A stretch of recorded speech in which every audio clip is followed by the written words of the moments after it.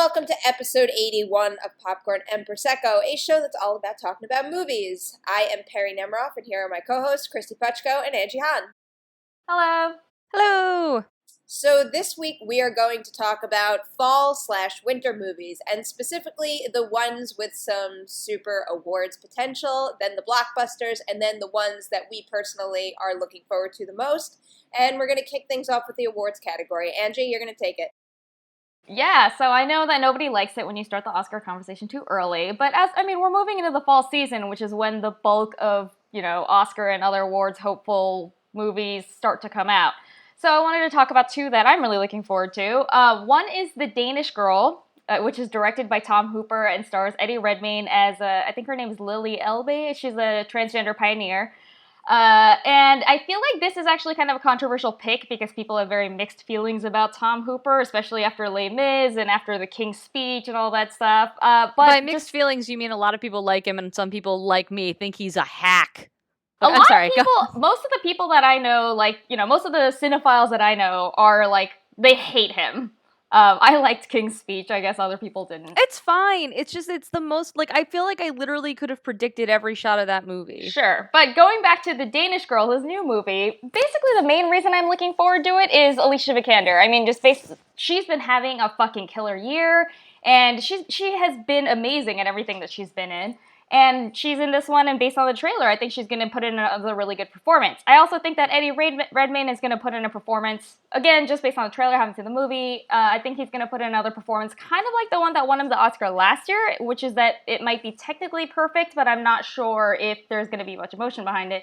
But I'm really looking forward to seeing what she's doing, and it sounds like a really interesting story. So if Eddie Redmayne gets nominated or wins, what does that make him, the second actor to ever do that, 2 years consecutively? Is that the stat? It's either nominated that's actually or win. What grosses me out about him taking this role a little bit. I'm sure he's that was going the to other try thing to... I wanted to say about it being kind of controversial is there's already been some people that are annoyed that Eddie Redmayne, a cisgender man, is playing a transgender woman, and I completely see that, and so I feel like I'm so apologizing for this pick for a movie that I actually want to see. I mean, the thing is, and I actually wrote about this for Pajiba the other day, where the trailer came out for the movie, and I'm like, I am torn, because I think the trailer looks promising, and I think they're genuinely trying to make sense of Lily's story in a way that is empathetic and trying to take into context the zeitgeist now that is much more trans aware. But by hiring Eddie Redmayne, who is not just a cisgender man, which means someone who is born in a body that is male and identifies as male. It's also that he's coming off an Oscar win, so it feels a little political. I'm going to take another risky, daring role and transform myself physically, and I don't know. I'm torn because it's not like I dislike him as an actor, but it seems like such a savvy career move that it makes me anxious. And then on top of that, I think Tom Hooper is a hack. So I'm nervous about The Danish Girl. So I think it's a good thing to bring up. I think it's going to do, just based on the track record of these people, I think it's going to be a contender at the Oscars. I think it looks interesting. I am with you on being icky about the political aspects and I like Eddie Redmayne. I don't love him, but I'm looking forward to seeing how the movie turns out. But the other one that I wanted to talk about is Room, which stars Brie Larson and is based on a book about a woman who... the book is actually told from the perspective of a little boy who was born in a room and only lives there because his mom, it turns out, is being kept captive and has been for many years. She plays the mom.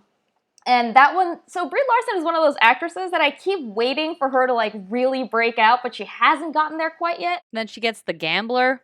She's in stuff, but she's usually a supporting player, or the times that she is in a lead role is something like Short Term 12, which is well regarded, but not exactly something that, most people have seen. So I'm really excited for her to do what looks like it could be a really big breakthrough role for her, something that could kick her up to the next level.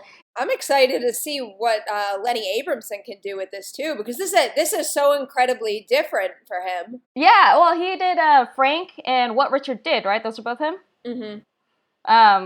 Neither of those two movies have anything in common either, so I guess he's just a guy that likes to mix it up. And this trailer is heart-wrenching. It is an upsetting trailer. Have you ever read the book? I haven't. There's parts in the book that I'm rereading it now because I'm going to go see this at TIFF next week, and I'm rereading it, and some of the parts when I get to it, I'm like, how are you going to show this on screen in a way that's going to make me, be able to handle it, Mm-hmm. I think that actually leads really well into your choice, Perri. Yeah, actually, that is a really good segue that I didn't even consider. So mine is In the Heart of the Sea. It's Ron Howard's next movie, and it stars Chris Hemsworth, Tom Holland, Cillian Murphy, Ben Whishaw, lots of very, very cute, nice to look at men who are basically and all it's going a to be whaling adventure. and they're all going to be like emaciated and disheveled the entire movie, because the movie is about it's actually based on a true story about a whale ship that goes out to sea, and their ship runs into a whale. No spoiler, it's been in the trailer, and it's about, a tale of survival and them trying to get home. And if you've ever read the book that tells the true story, this thing is freaking brutal. Yeah. I mean, I'm pretty sure that there's no way they could put all of that book into this movie, not just for time's sake, but so people can actually watch this. Because if you've seen the trailer, it's supposed to be, a big blockbuster epic. And I'm sure in the end it's supposed to be a heartwarming tale of survival and, like, families reuniting. But I mean, there's some tough stuff in here, and I'm really curious to see the way what they the kill the tone whales. of the film ends up. Yeah. Well, that too. Out of all things, I guarantee you they kind of like sidestep that. I mean, I remember reading the book, and there's like a point where they explain how they actually hunt down and kill the whales. And like, as a modern audience member, where we're very distanced from where our food and things come from, like listening to how they slaughter whales in the open ocean, I was just like, oh. Well, God. that's a very interesting thing about the book and the movie pairing, is I think that this could be a really unique adaptation, in that you could go see this movie and then go read the book after, and it's not like you've spoiled the story for yourself, because there's lots of like historical details and background information and about how they kill the whales, and it will kind of like enhance what you just saw on screen. Yeah, and the book is a good read, so I'm really curious to see how they take this story that inspired Moby Dick and translate it into a big motion picture. All right, Kristy, you want to take it for your last two? Yeah, the movies award season wise that I'm most looking forward to, well, the movie I'm most looking forward to is Hateful Eight, which is Quentin Tarantino's Western, and we've seen a lot of exciting things about it. I mean, of course, the script leaked, but I didn't read the script, and not because spoilers or whatever, but just because I was like, I want to be surprised when it gets made, and now it is, and it has Kurt Russell and Samuel L. Jackson and Bruce Dern and Jennifer Jason Leigh and Christoph Waltz and lots of really great people. Jennifer Jason Leigh in that trailer. She's so badass. But yeah, it's basically about a bunch of Western folk who end up in one cabin together, stuck there during a snowstorm. And as you know, Tarantino has a really great skill for dialogue. And so I'm sure it's not going to just be this like dull, like let's all sit around and talk at each other type movie. And I personally really like Western. Slow West is one of my favorite movies from this year. Stagecoach is one of my favorite movies ever. So I'm really excited to see Tarantino dig back into Westerns, because I thought Django Unchained was really fun.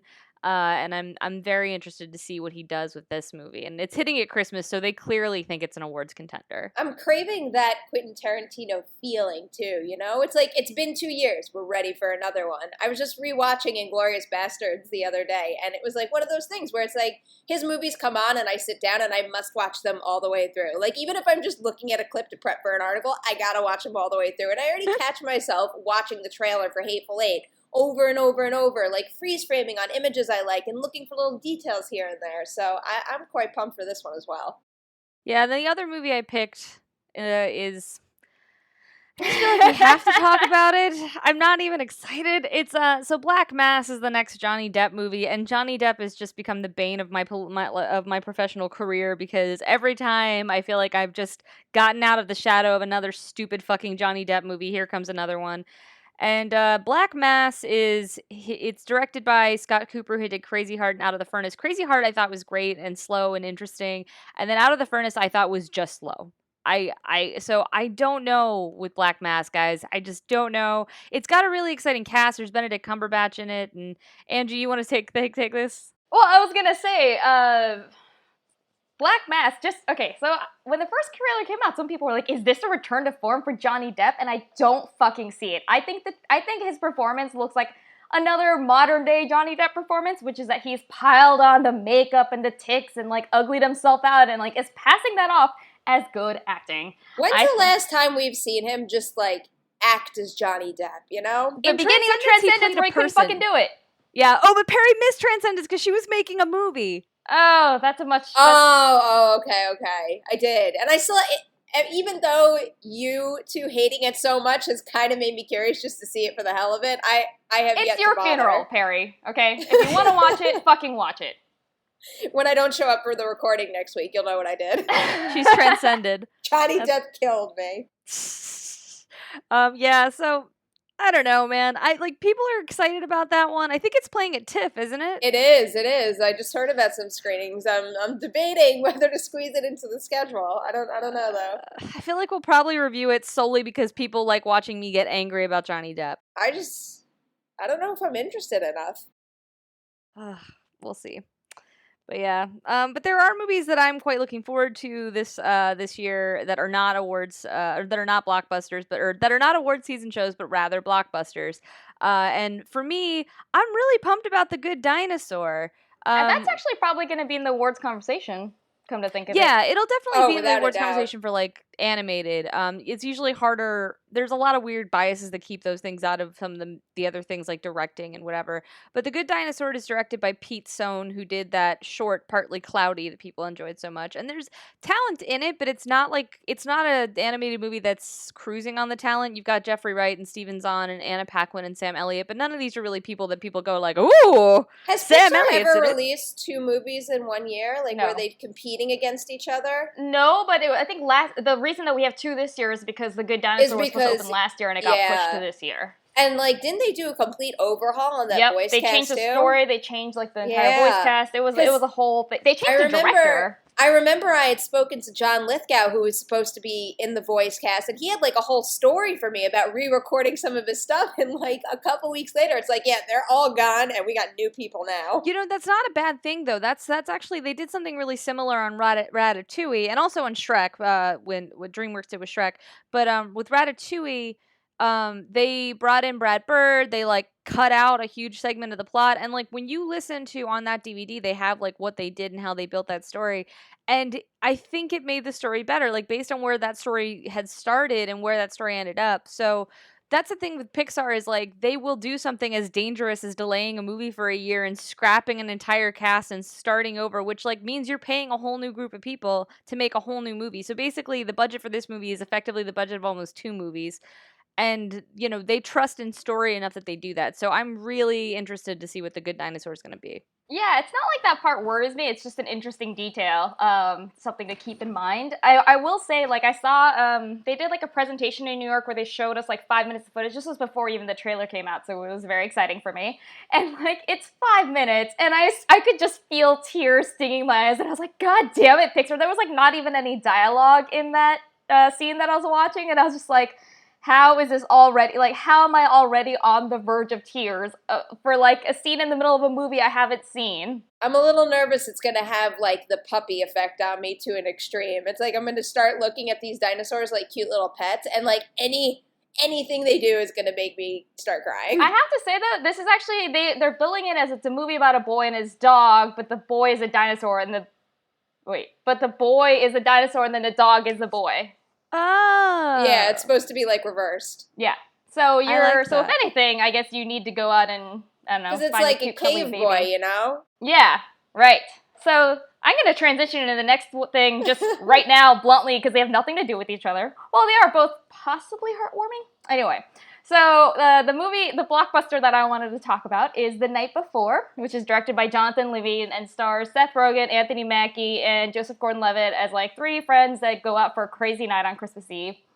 And honestly, I haven't loved any of Jonathan Levine's movies, but I've actually got pretty high hopes for this one. I'll admit that I did the set visit, and I'll admit that I'm a little bit biased because of it, because I, enjoyed it and liked what I had heard about it. But basically, I think that I feel like there aren't really that many Christmas movies that I personally can relate to as like a cynical person in my early 30s. So I'm kind of looking forward to having one. Plus, the 3 of them just look like they're going to be really fun together. They're incredibly charismatic actors. The supporting cast looks great. Well, like the 3 of us got to do that set visit together, which was a lot of fun. And, we got to see the 3 actors, Anthony Mackie, Joseph Gordon-Levitt, and Seth Rogen interact together. And that was really fun. And we got to talk to like Jonathan Levine. They were like, okay, Jonathan's done now. He's going to lunch. And he's like, I can keep talking to you guys. And like, he talked to us for like an hour. Like he was so excited about this movie. And it was interesting to see. I'm interested to see how his enthusiasm plays out in the movie itself, but also. We all turned in set visits about this, but there are things that we weren't allowed to say in the set visit, and I'm just going to say this. There are going to be a lot of cameos in this movie that make it worth seeing, even if you don't give a shit about Christmas or any of the main stars. This movie is just packed to the gills with people that had me excited. I also just really liked what he was saying about the tone of the movie and the balance of, Seth Rogen, his style of comedy with Christmas tropes and how they're going to play with that and how they're going to play with, having so many dick jokes in it, but at the same time still having it feel like a heartwarming movie that anybody in that age range can relate to. It sounds like it could be a really unique mix that's fun to watch, but also make that lasting impression like the good majority of his other movies. I think you said it all. Okay, so now I'm going into mine. Again, I've got no appropriate transition for this, but... I was trying to, it was like stars. Yeah. Well, one of them's about Christmas and one of them's coming out right before Christmas. Yeah, I mean, really, anybody could have guessed that this was going to be featured on the show in some respect. I went for the obvious choice, and I'm saying Star Wars The Force Awakens, and... I mean, I've had Star Wars on the brain more so than I ever have in my life. And I was a big Star Wars kid growing up. I still cherish my VHS box set of the original trilogy, and I will not let my parents throw it away for anything. And I don't even have anything that can play it. But ever since The Force Awakens' first teaser trailer came out, I've kind of been convinced that J.J. Abrams is actually on the right track, and he could be delivering the next installment that I want. And now with Force Friday coming out and the movie getting closer and closer, it's it doesn't really matter how many images, how many toys. I mean, I could have watched that unboxing shit all day long. I've watched God knows how many BB-8 videos and commercials at this point. Everything about this just seems like what I want. I feel like you were sold the moment that they showed you BB-8. You were just like, yep, I'm in, take all my money. Yeah.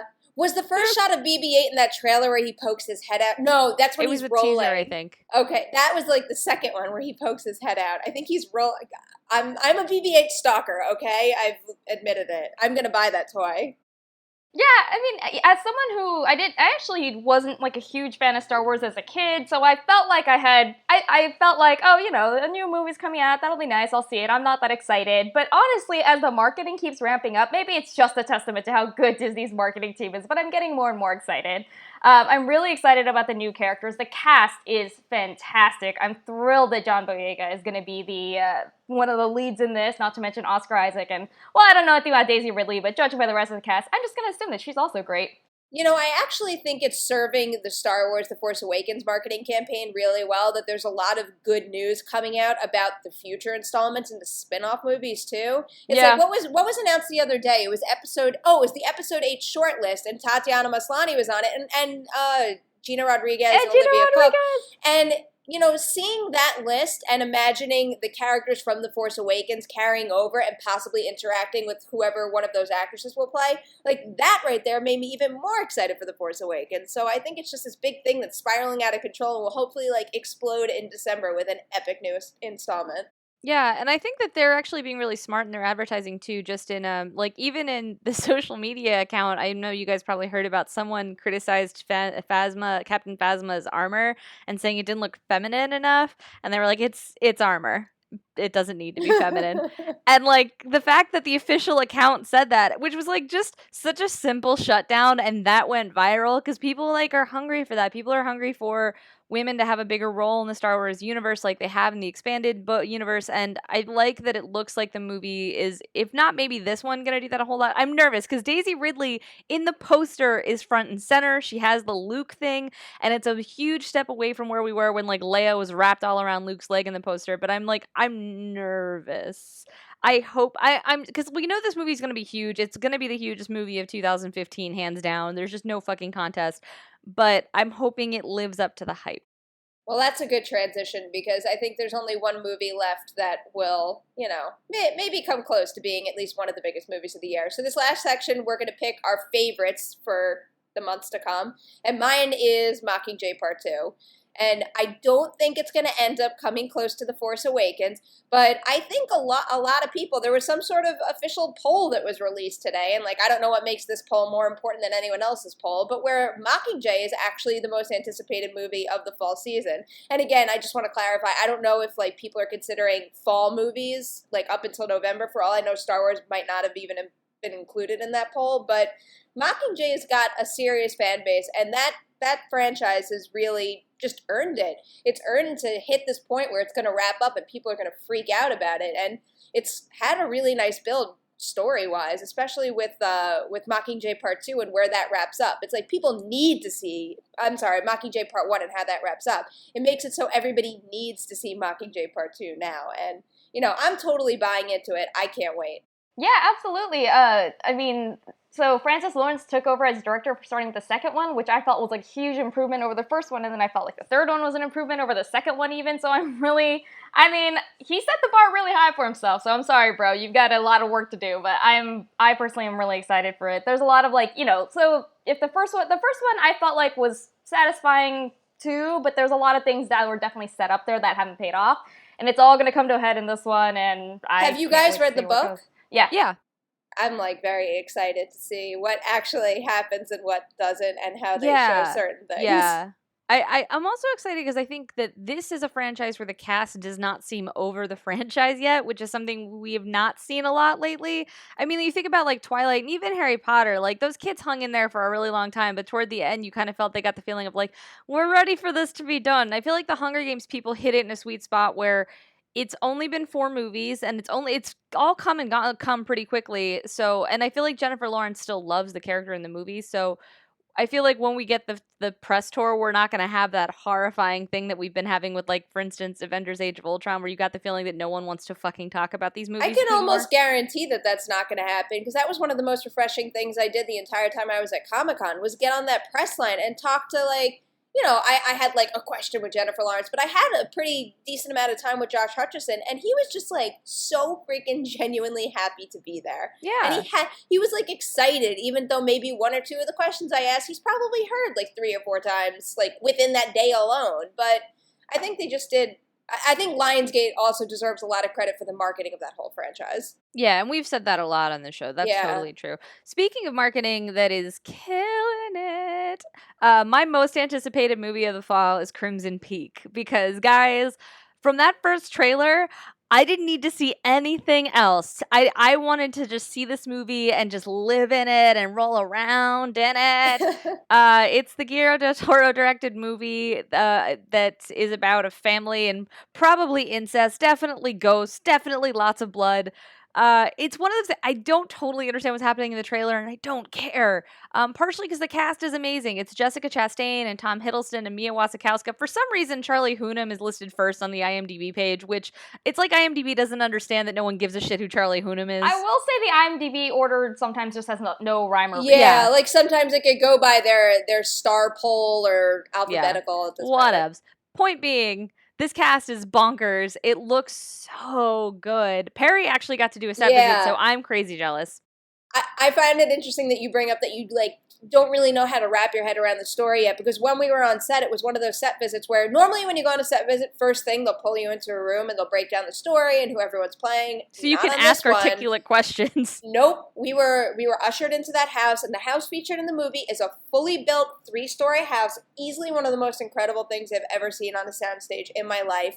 And then we talked to the cast, and we didn't really know how everybody connects. And I mean, since I've done my research, and I kind of do know where things are going, but if you like that trailer, I think as long as the movie is good, I think that everybody will like that movie too. Yeah, I feel like when I saw the trailer, it just felt like I wanted to just like live in this world and hang out, and I don't even care what the plot is or what happens in the movie. Like, I just want to like be in this house and like stare at these people. It's kind of it's actually, in that sense, it kind of was like how I felt about Only Lovers Left Alive, another Tom Hiddleston movie, where I was like, I don't care what's happening. I just want to like hang out and just sit here and just be like enveloped in this awesomeness. And that's what the Crimson Peak trailer looked like to me. Okay, so moving on to my most anticipated movie of the fall, I'm going to talk about Spectre because I loved Skyfall. I mean, that's the beginning and the end of why I'm so excited for Spectre. Honestly, is that I loved Skyfall. I thought it did a really good job of doing that thing where it's kind of gritty and dark, but like not so gritty and dark that it can't be fun and playful and enjoyable and just flat out entertaining. So I'm really excited to see what happens when Sam Mendes and Daniel Craig team up again in Spectre. Not to mention, the cast is good. You know all the returning people already, obviously, like Daniel Craig and Ralph Fiennes and like Ben Whishaw and Naomi Harris. But it's also adding Monica Bellucci, Lea Seydoux, Christoph Waltz, and Dave Bautista. I was like, the guy from Guardians of the Galaxy. Yeah, so. And, as usual, it's got all these glamorous locations. Like, the trailers are leaning really heavily on this Day of the Dead celebration set in Mexico that just looks like whatever happens, it's going to be kind of stunning to watch. I liked Skyfall a lot, but I've never really been that big of a James Bond fan, and I think I'm blaming the marketing campaign on failing to kind of, hook me and get me to want to know more. It's like, did you see the first poster they revealed for this movie? The Archer one?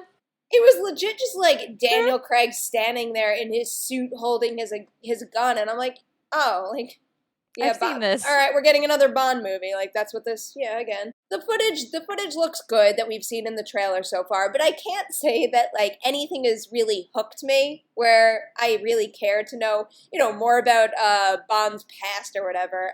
This is why we should be doing video, because Angie's very unhappy with me right now. I'm just making faces at me, but all right, I'm gonna see this, and if it's anything like Skyfall, I'm sure I'm gonna like it. But right now, this is not very high on my list. Yeah, it makes me nervous just because I've seen a lot of spy movies this year, and I'm kind of hoping by the time we get to Spectre, I'll be excited for them again. Because, I'm just I fucking get it! See, I had the opposite thing where I was I've seen a lot of spy movies this year, but, I mean, Bond is so prominent in our culture that it always kind of feels like every spy movie is kind of commenting on Bond somehow, so I'm kind of excited to just, go back to what Bond is now.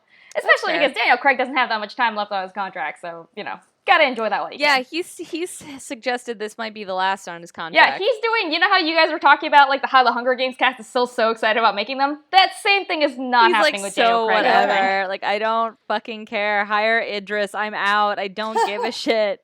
Yep. But I trust him to put in a good performance anyway, because he is a goddamn professional, and I think that it's gonna be great. Totally. Alrighty, so that is our wrap on our fall preview episode 81. Thank you guys so much for listening. We would love for you to go over to iTunes where you can subscribe and also rate and comment about the show, which we love to read.